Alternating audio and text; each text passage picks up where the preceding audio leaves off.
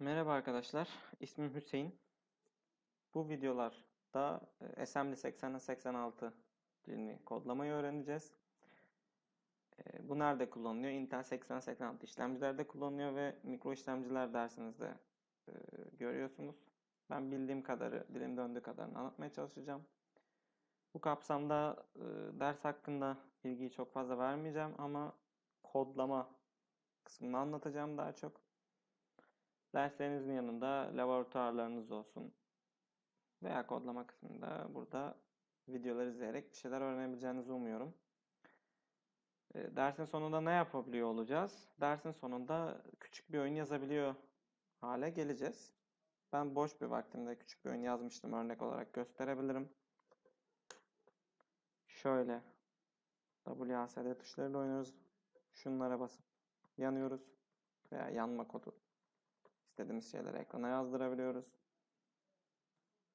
Bu yazdığım oyunda amaç Prens'in özelliklerine gitmek. Böyle küçük küçük şeyler gösterebiliyoruz. Evet. Son bölüm benim için bile zor. Evet. Sonra böyle bir mesaj gösterdim. Videoların sonunda bunu yazmayı da göstereceğim zaten. Hani şu oyunu yazabiliyor hale geleceksiniz diye tahmin ediyorum. Şöyle kısa bir ondan önce kullanacağımız programlar EMU8086 programını kullanacağız. Bizim yazdığımız kodlar 16 bit tabanlı olduğu için ve benim bilgisayarım 64 bit. Bu yüzden bir emülatör kullanmamız gerekiyor. Onun haricinde bir de DOSBox kullanacağız. EMU8086'nın yeterli olmadığı yerler için. EMU8086'nın girişinde şöyle bir ekranımız olacak. Burada register'larımız var. Burada da flag'lerimiz var. Bu fotoğrafı zaten atarım size. Flag'ler ne diye sorarsanız, flag'ler mesela bir tane register'ımız 0 olduğu zaman zero flag'imiz 1 oluyor. Yani bunu nerede kullanabiliriz? Bir döngü yapacağız. Mesela döngü yaptığım zaman sıfırlanana kadar şunu yapsın tarzı bir kod girdiğimiz zaman bunları kullanacağız. Şöyle böyle bir ekran karşımıza gelecek. Buradan örnek kodlar var. Hello World yazdırabilirsiniz veya işte benzeri örnekler var. Onun haricinde new diyeceğiz. Buradan exe template, com template seçebiliyoruz. Biz şimdi boş bir sayfa açalım ilk başta. İlk olarak ilk komutumuz move komutu. Move komutuyla bir bir yere bir şey atayabileceğiz. Bir değer atayabileceğiz. Move ax virgül örnek veriyorum 10 yazdım. Bu ne demek? AX register'ımın içinde 0 var. Şimdi bu AX register'ımın içine 10 değerini ata demiş oldum. Yani 10 değerini AX'e ata. Şöyle yapalım. Çalıştıralım bakalım ne gelecek karşımıza. AX register'ına bakıyorum. A yazdım. Şimdi programımız bizim her şeyi 16 pardon hexadesimal tabanda şey yapıyor, e, gösteriyor. Yani 16'lık tabanda aslında decimal değerim 10. Ama buraya A yazıyor o yüzden. Bunu nasıl göstereceğim? Ben direkt 10 gözüksün istiyorsam D yazarsam gene 10 decimal yazdığımı gösteriyorum. H yazarsam hexadecimal olarak direkt 10'u görmüş oldum. 10 ama bildiğimiz 10 değil. Dediğim gibi hexadecimal değeri 16 aslında. Yani decimal değeri 16.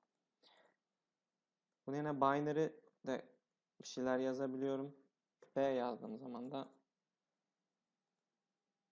bir değer çıktı. Bu da binary değerine bakabilirim. Budur. Bu register'ları neye göre kullanıyorum diye sorarsanız AX ve JX. Bunların bazı yerlerde kullanımları var. Mesela JX counter register yani loop komutuyla bir şey yaptığım zaman e, burada döngüye sokabiliyoruz. Soktuğumuz zaman döngüden JX'ten azaltım yapıyor. Ya bunları ileride göreceğiz ama şu an için istediğiniz yerde kullanabilirsiniz. Burada şöyle bir şey yapabiliriz. Ben register'ımın high kısmına yani 16 register'ımın yüksek olan 8 bitine bir değer atamak istiyorum. Mesela A high 10 hexa dediğim zaman low kısmı, high kısmı. Ben buradaki high kısmına 10 atamak istiyorum. Hexa 10. Onu atayabildim. Veya A low kısmına. Ama bunu yaparken şöyle bir şey dikkat etmemiz lazım. Buraya en fazla 8 bitlik bir şey girebilirim. 9F dedim. Şu an bak bunu kabul etmez. Çünkü 16 bite çıkmış oldu. Onun haricinde kodları yazarken neye dikkat etmemiz lazım? Hexadesimal dedim. Yani bir hexadesimal 15 girmek istiyorsam F kullanmam gerekir. Decimal 15 girmek istiyorsam. Ama bu F'i yazdığım zaman program hata verecek. Neden? F'tir, B'dir, C'dir. Hani bunları girmeye çalıştığımız zaman başına 0 koymamız lazım. Harflerin başına. Yani 0,9H yapabiliyorum ama CH yapamıyorum. Onun yerine 0CH girmem lazım. Çünkü gördüğünüz gibi CH yazdığım zaman CX register'ın high kısmı anlıyor. Bunun önüne geçmek için 0 koymuş oluyoruz. Onun haricinde dikkat etmeniz gereken bir şey şimdilik yok. Diğer başka komutlara baktığımız zaman add komutu. Add ile mesela AX register'ına bir değer ekleyebiliyorum. 10 ekledim.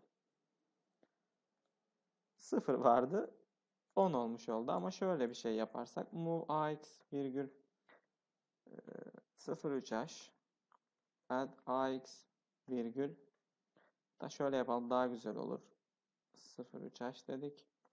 Move BX virgül 05H dedik. Add AX virgül BX. Şimdi BX'i AX'e ata demek. Ve BX'i AX'in içine at topla demek. Şimdi böyle yaptığımız zaman sonuç 8 olacak. Burada single step gidebiliriz. İlk adım AX'e 3 atadı. İkinci adım BX'e 5 atadı. Son adımsa ikisini topladı. AX'in içine yazmış oldu. BX'imizde 5 kaldı. BX sıfırlanmaz. Çünkü BX'e 5 verdik. Bir şey değiştirmedik.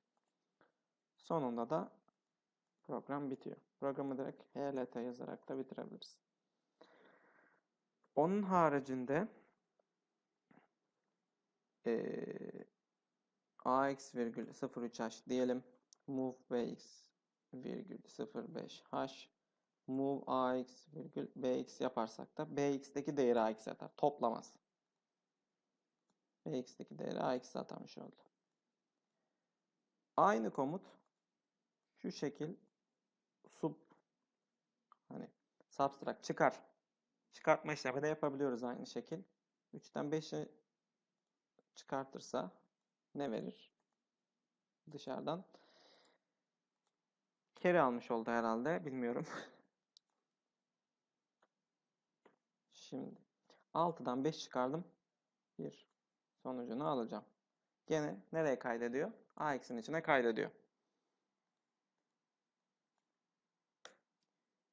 Add dedik, sub dedik, increase değeri var. Mesela move AX virgül 4H dedim. Increase increase AX dediğim zaman AX'i 1 arttıracak. Ne yapacak? 4'tü 5 yaptı. AX virgül 2 dediğim zaman ne yaptı? Yapamadı. Çünkü increase komutuyla hani zaten 1 arttırıyor. Yani 2 arttır demek yerine add dememiz lazımdı zaten. Increase komutunun yanına yani 2, 3 şeklinde bir şey yazamıyoruz. Onun haricinde compare komutumuz var. Move AX virgül BX AX virgül 09H move BX virgül 09H compare AX virgül BX. Şimdi AX bu komut özel bir komut. Bu özel komutun açıklaması da şöyle. Eğer benim destination dediğim ilk yazdığı source dediğim ikinci yazdım. İlk yazdığım ikinci yazma eşitse carry flame 0, zero flame 1 oluyor. İlk yazdığım ikinci yazdığımdan büyükse ikisi de 0. İlk yazdığım ikinci yazdığımdan küçükse carry flame 1, zero flame 0 oluyor. Yani şöyle bir örnek İkisi birbirine eşit olduğu için run dedim. Bitti. Şu an flaglere bakıyorum. Zero flag'in 1 olması lazım. Bakıyorum zero flag'in 1. Tam tersi. İlki ikincisinden büyük olsun. Run dedim. Ne olması lazımdı? İkisinin de 0 olması lazımdı. Bakıyorum. Flaglerimin ikisi de 0. Tam tersini yapalım. 6 diyelim. Carry flame'in 1. Zero flame'in 0 olmasını bekliyordum. Carry flame 1. Zero flame 0 olmuş oldu. Compare komutunu da böyle kullanıyoruz. Ne yapalım? Bugünlük dersimizin sonuna gelelim. Diğer videolarda görüşmek üzere.